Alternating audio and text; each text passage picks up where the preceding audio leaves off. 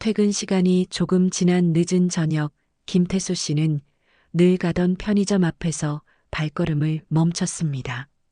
가을비가 살짝 내리던 날, 바람이 유리문을 흔들고 있었습니다. 그는 지갑을 꺼내며 자동화기기 쪽으로 향했습니다. 그런데 문 앞에서 낯선 두 남자가 서성이고 있었습니다.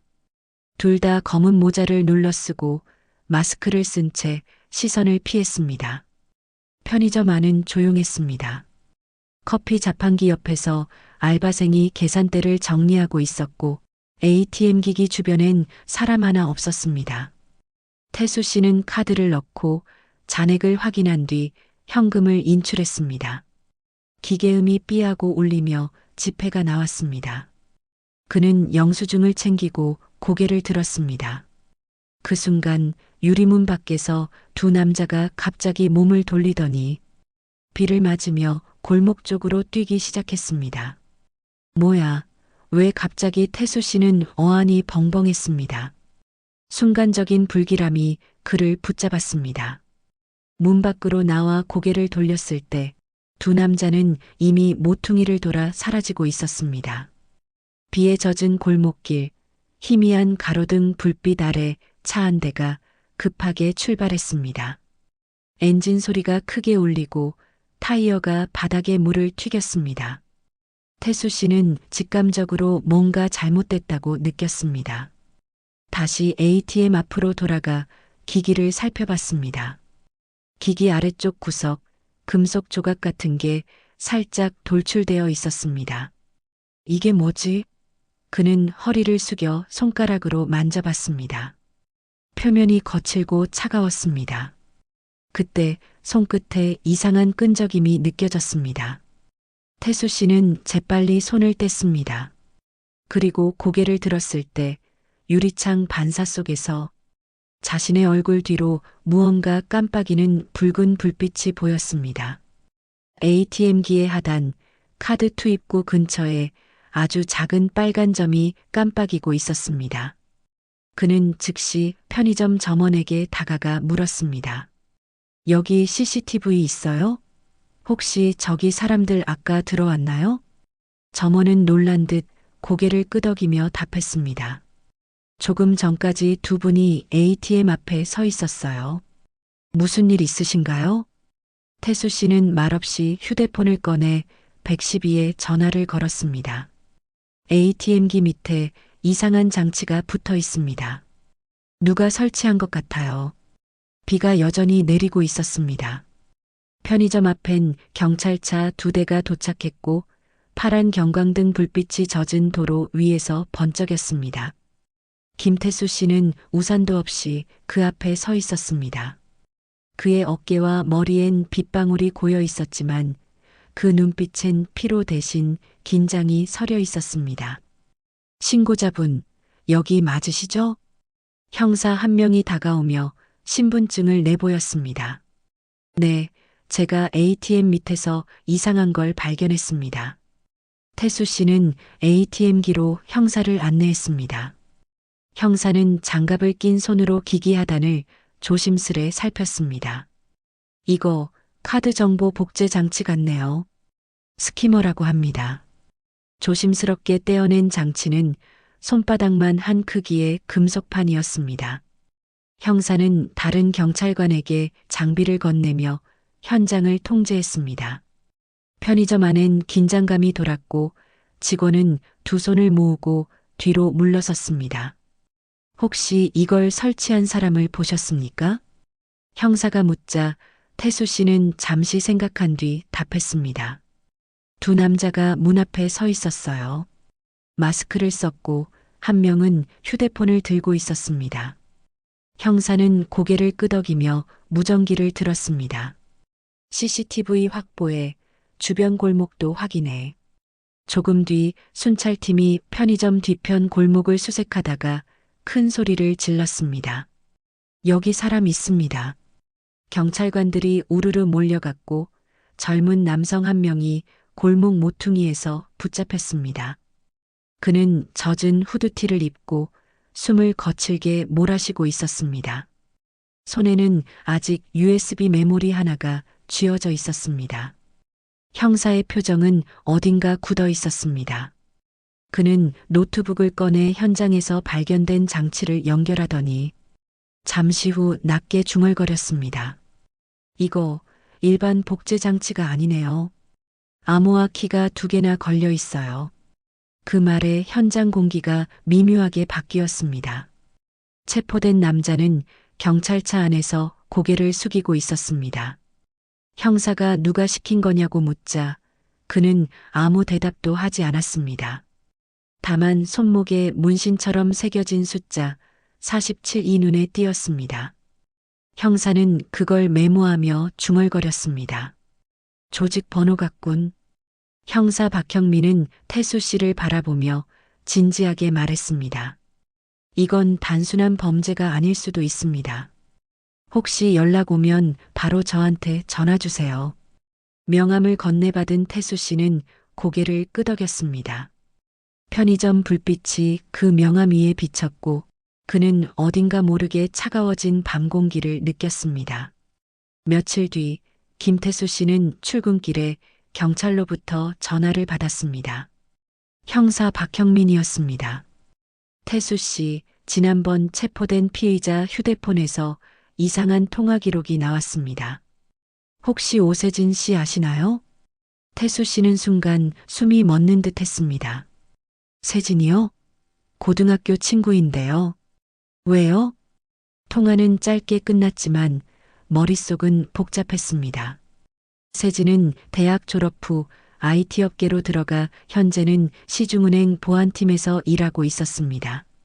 성실하고 꼼꼼한 친구였기에 그런 이름이 이런 사건에 얽힌다는 게 믿기지 않았습니다. 그러나 마음 한켠에서 어쩐지 석연치 않은 감정이 스멀거렸습니다.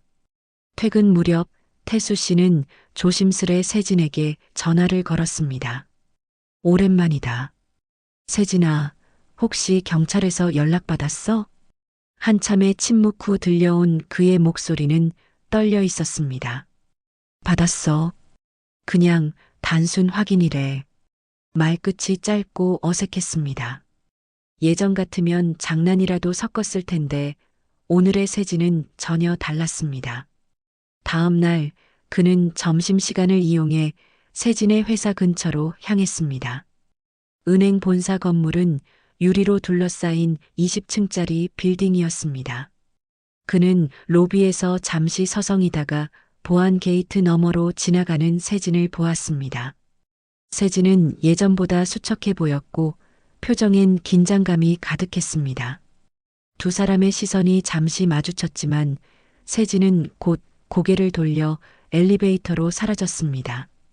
그날 저녁 태수 씨의 휴대폰으로 문자 한 통이 도착했습니다.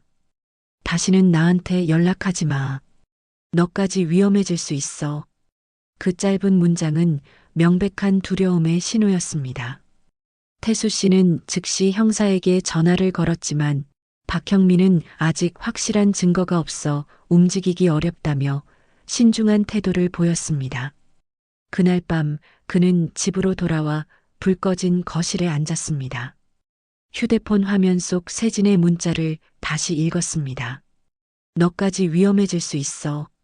짧은 문장이지만 그 속엔 어떤 절박함이 숨어 있었습니다. 창밖에선 바람이 불고 블라인드가 살짝 흔들렸습니다. 그리고 그 순간 그의 휴대폰 화면이 다시 켜졌습니다. 발신자 미확인. 잠시 머뭇거리던 그는 손가락으로 통화 버튼을 눌렀습니다. 그러나 수화기 너머에서는 아무 소리도 들리지 않았습니다. 단지 숨소리 하나만 조용히 들려왔습니다. 이틀 뒤 아침 김태수 씨는 형사 박형민에게서 다시 전화를 받았습니다. 어제 포렌식 결과가 나왔습니다. 피의자 가방에서 발견된 USB 암호를 풀었어요. 태수 씨는 잠시 말이 막혔습니다. 그 USB 그것은 자신이 처음 신고했던 사건의 결정적인 단서였습니다. 그날 오후 그는 경찰서로 불려갔습니다. 수사실 한쪽에는 형사들과 사이버 수사팀 직원 몇 명이 앉아 있었고 모니터 화면에는 복구된 파일 목록이 나열되어 있었습니다. 이건 단순한 불법 카드 복제가 아닙니다. 형사 박형민의 목소리는 낮고 단호했습니다. 모니터 속 폴더를 클릭하자 수천 건의 은행 고객 정보가 열렸습니다. 이름, 주민등록번호, 계좌번호, 로그인 기록까지. 태수 씨는 그 데이터의 규모에 숨을 삼켰습니다. 그 파일들 중 일부에는 내부 전산망 접속 기록이 포함되어 있었고 그 마지막 접속자가 오세진으로 표시되어 있었습니다. 태수 씨는 자리에서 굳어버렸습니다. 세진이 설마. 형사는 모니터를 가리키며 말했습니다. 우린 아직 확정할 수 없습니다. 하지만 내부 접근 없이는 이런 데이터는 절대 못 빼냅니다. 그는 종이 몇 장을 꺼내 태수 씨에게 보여줬습니다. 거기엔 세진의 출입 기록, 그리고 보안 로그의 시간대가 정확히 일치하고 있었습니다. 태수 씨의 머릿속은 복잡했습니다. 그는 형사에게 조심스럽게 물었습니다. 세진을 체포하실 건가요? 박형민은 한숨을 내쉬었습니다.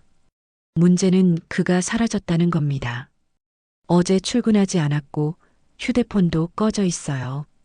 그 말을 듣는 순간 태수 씨의 심장이 빠르게 뛰기 시작했습니다. 그는 지갑 속 세진의 명함을 꺼내 들었습니다. 은행 IT 보안팀 오세진. 깨끗했던 명함이 손끝에서 미묘하게 떨렸습니다. 태수 씨는 그 자리에서 형사에게 말했습니다. 세진은 그런 사람이 아닙니다. 무언가에 휘말린 거예요. 그날 저녁 태수 씨는 집으로 돌아와 창가에 앉았습니다. 휴대폰 진동이 울렸습니다. 발신자는 알 수 없음. 그는 잠시 망설이다가 통화 버튼을 눌렀습니다. 김태수 씨, 조용히 들으세요. 낯선 목소리가 들려왔습니다. 그 USB, 당신이 본 건 시작일 뿐입니다. 그리고 오세진은 아직 살아 있습니다. 다음 날 아침 출근 준비를 하던 그에게 알 수 없는 번호로 전화가 걸려왔습니다. 김태수 씨죠? 낮고 차가운 목소리였습니다. 그 USB, 더 이상 관심 갖지 마세요.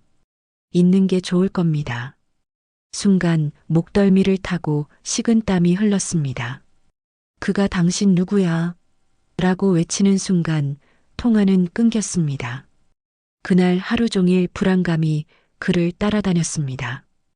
회사 사무실에서도 점심 식당에서도 시선이 느껴졌습니다. 저녁 무렵 퇴근하려는 순간 창밖 주차장 쪽에서 이상한 그림자가 스쳤습니다. 검은 차량 한 대가 천천히 출입구 앞에 멈췄다가 다시 돌아가는 모습이었습니다. 그는 모르는 척했지만 심장이 쿵쿵 뛰기 시작했습니다. 집으로 돌아오자 현관문 틈에 종이 쪽지가 끼워져 있었습니다. 종이는 젖어 있었지만 글씨는 또렷했습니다. 다음은 당신 가족일지도 모릅니다. 손끝이 떨리며 종이가 구겨졌습니다. 그는 곧장 휴대폰을 꺼내 형사 박형민에게 전화를 걸었습니다. 형사님, 누군가 저를 위협하고 있습니다. 집까지 왔어요. 박형민의 목소리가 잠시 흔들렸습니다. 잠시만요. 저도 지금 이상한 상황입니다. 증거 자료를 옮기던 중인데 그 순간 전화 너머에서 굉음이 들렸습니다. 쿵 하는 충돌음과 함께 신호가 끊어졌습니다. 태수 씨는 멍하니 휴대폰을 쥔 채 서 있었습니다. 심장이 빠르게 뛰며 손끝이 차가워졌습니다.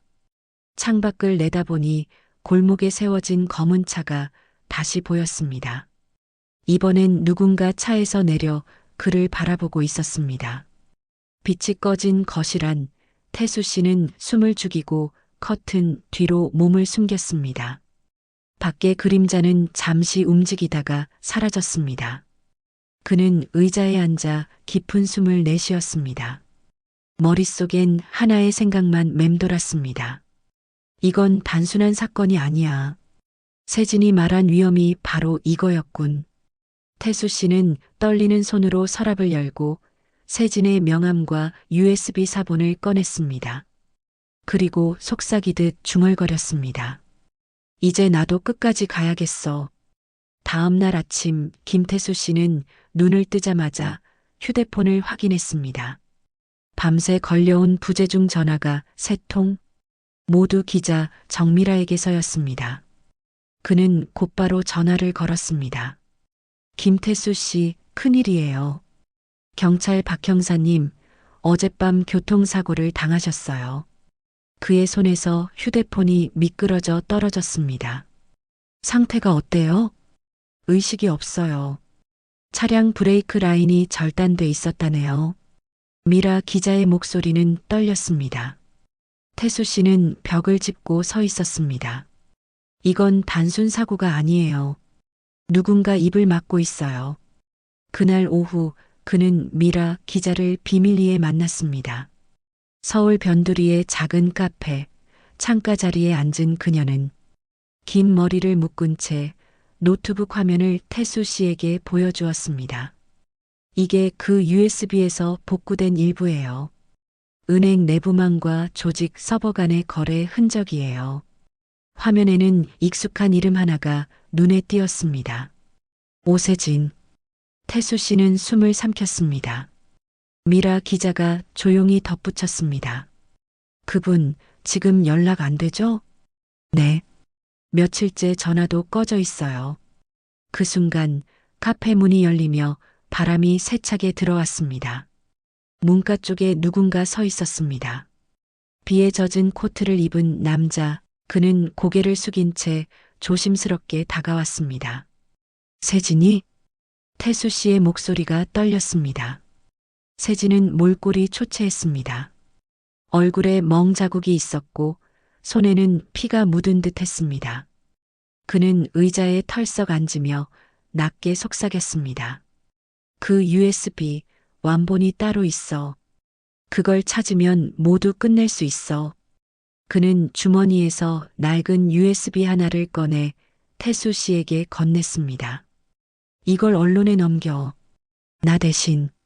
세진아, 같이 가자. 경찰로. 안 돼. 그의 눈빛이 절박했습니다. 그들은 이미 경찰 안에도 있어. 믿으면 안 돼. 세진은 주변을 두리번거리며 숨을 골랐습니다. 그때 카페 앞 유리창 너머로 검은 SUV 한 대가 서 있었습니다. 남자 둘이 내리는 모습이 보였습니다. 세진은 자리에서 벌떡 일어나 창문을 향해 외쳤습니다. 도망쳐, 태수. 순식간에 창문이 깨지며 소리가 퍼졌습니다. 총성과 함께 유리 파편이 쏟아졌고 사람들이 비명을 지르며 몸을 피했습니다. 세진은 태수 씨를 밀쳐내며 문 쪽으로 향했습니다. 이걸 지켜. 절대 잃어버리지 마. 그의 손에 USB가 꽉 쥐어졌습니다. 차 안에서 내린 괴한 둘이 세진을 덮쳤습니다. 몸싸움 끝에 세진은 그들에게 끌려갔고 SUV는 굉음을 내며 골목을 빠져나갔습니다. 모든 게 몇 초 만에 끝났습니다. 바닥에는 피와 유리 조각만 남았습니다. 경찰과 구급차가 도착했을 땐 이미 늦었습니다. 세진의 흔적은 사라졌고 CCTV 영상마저 지워져 있었습니다. 미라 기자는 눈물을 닦으며 중얼거렸습니다. 이건 그냥 사건이 아니에요. 누군가 뒤에서 움직이고 있어요. 태수 씨는 손에 쥔 USB를 바라보며 입술을 깨물었습니다. 그는 낮게 말했습니다. 세진은 나한테 남겼어요. 진실을 세상에 알리라고. 그날 밤 그는 미라 기자에게 USB를 건네며 말했습니다. 이걸 공개하세요. 제가 책임집니다. 그녀는 잠시 그를 바라보다 고개를 끄덕였습니다. 태수 씨, 준비됐죠? 정미라 기자가 다가와 그를 맞았습니다. 그녀의 목소리에는 떨림과 긴장감이 섞여 있었습니다. 오늘 생방송 중에 모든 걸 공개할 거예요. 조직, 내부자, 그리고 은행의 실체까지. 태수 씨는 잠시 숨을 고르며 고개를 끄덕였습니다. 그 시각 방송국 외부 주차장에서는 낯선 차량 한 대가 천천히 움직이고 있었습니다. 그 안에는 검은 정장을 입은 남자 둘이 무전기를 들고 있었습니다. 그가 방송에 나서면 우리 계획은 끝이야. 남자의 목소리는 낮고 냉정했습니다. 차량이 정지하며 그들의 시선이 건물 입구를 향했습니다. 스튜디오 안에서는 방송 리허설이 시작되고 있었습니다.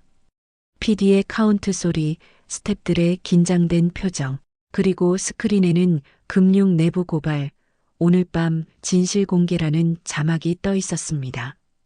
정미라 기자가 태수 씨에게 작은 마이크를 달아주며 조용히 말했습니다. 겁내지 마세요. 우리가 곁에 있어요. 그때 태수 씨의 휴대폰이 진동했습니다. 발신자 미확인. 그는 잠시 망설이다 전화를 받았습니다. 김태수 씨, 마지막 경고입니다. 방송을 멈추세요. 당신 가족이 위험합니다. 목소리는 차갑고 확신에 찬 톤이었습니다.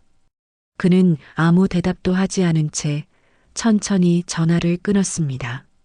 심장이 빠르게 뛰었습니다. 가족의 얼굴이 떠올랐지만 그는 고개를 들었습니다. 이제 멈출 수는 없어. 그는 조용히 자리에서 일어나 스튜디오 중앙으로 걸어갔습니다. 조명이 켜지고 카메라 붐이 천천히 그를 따라 움직였습니다. 방송이 시작되었습니다. 정미라 기자의 목소리가 전파를 타고 흘렀습니다. 오늘은 한 시민의 용기로 세상에 드러난 충격적인 금융 내부 범죄를 공개합니다. 화면이 바뀌며 태수 씨의 얼굴이 클로즈업 되었습니다. 그의 눈빛은 두려움보다 결의로 가득 차 있었습니다. 저는 단지 평범한 시민이었습니다. 하지만 한 번의 신고가 이렇게 큰 사건으로 이어질 줄은 몰랐습니다. 이건 단순한 절도가 아닙니다. 우리가 맡긴 돈, 그리고 신뢰의 문제입니다. 그의 말이 끝나자 스튜디오 안은 고요해졌습니다. 정미라 기자가 USB를 들고 컴퓨터에 꽂았습니다. 화면에는 수많은 데이터 파일과 거래 내역이 펼쳐졌습니다. 은행 내부 계정에서 조직 계좌로 돈이 빠져나가는 장면이 그래픽으로 재현되었습니다. 이건 증거입니다. 내부자가 정보를 넘기고 외부 조직이 자금을 세탁했습니다. 정미라 기자의 말에 모두의 시선이 모니터로 향했습니다. 그 순간 화면이 잠시 깜빡이더니 신호 오류라는 문구가 떴습니다. 누군가 해킹을 시도하고 있습니다. 기술팀의 외침이 들렸습니다. 하지만 곧 백업 서버가 작동하며 화면이 복원되었습니다. 정미라 기자는 차분히 이어갔습니다. 방해가 있군요. 하지만 이미 모든 자료는 언론사 서버와 검찰에 동시 전달되었습니다. 그 말이 나가자 스튜디오 밖의 검은 차량 안에서 남자 하나가 무전기를 집어 던졌습니다. 끝났군. 그들은 급히 자리를 떴고 동시에 경찰차 여러 대가 방송국으로 들이닥쳤습니다. 조직의 주요 인물 5명이 동시에 체포되었습니다. 그 중에는 은행의 보안팀장 이름도 포함되어 있었습니다. 방송이 끝난 뒤 조명이 꺼진 스튜디오 안. 태수 씨는 조용히 숨을 내쉬었습니다. 정미라 기자가 그의 어깨를 두드렸습니다. 당신이 용기 냈어요. 세상은 이제 바뀔 겁니다. 그는 미소를 지었지만 눈가엔 눈물이 맺혀 있었습니다. 밖으로 나서자 새벽 공기가 차가웠습니다. 도심의 불빛이 반짝이고 멀리서 경찰차의 사이렌 소리가 들려왔습니다. 그는 하늘을 올려다보며 속삭였습니다. 세진아, 드디어 끝냈어. 하지만 그 순간 어둠 속에서 누군가의 그림자가 천천히 그를 바라보고 있었습니다. 몇 달의 시간이 흘렀습니다. 겨울의 끝자락, 서울거리는 희미한 안개로 덮여 있었습니다. 김태수 씨는 두 손을 주머니에 넣은 채 천천히 걸었습니다. 발걸음이 멈춘 곳은 그날의 편의점이었습니다. 모든 일이 시작된 바로 그곳이었죠. 편의점 앞에는 새로 교체된 ATM기가 반짝이고 있었습니다. 그는 잠시 서서 그 기계를 바라보았습니다. 이제는 어떤 장치도 불빛도 낯설지 않았습니다.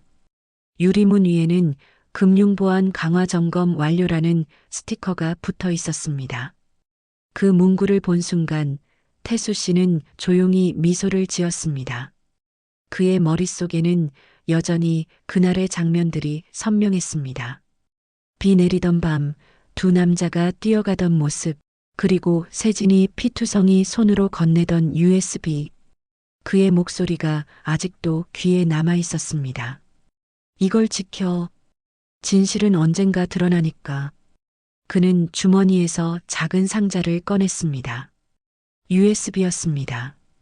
경찰 조사와 방송이 모두 끝난 뒤에도 그는 세진이 맡겼던 원본 하나를 그대로 간직하고 있었습니다.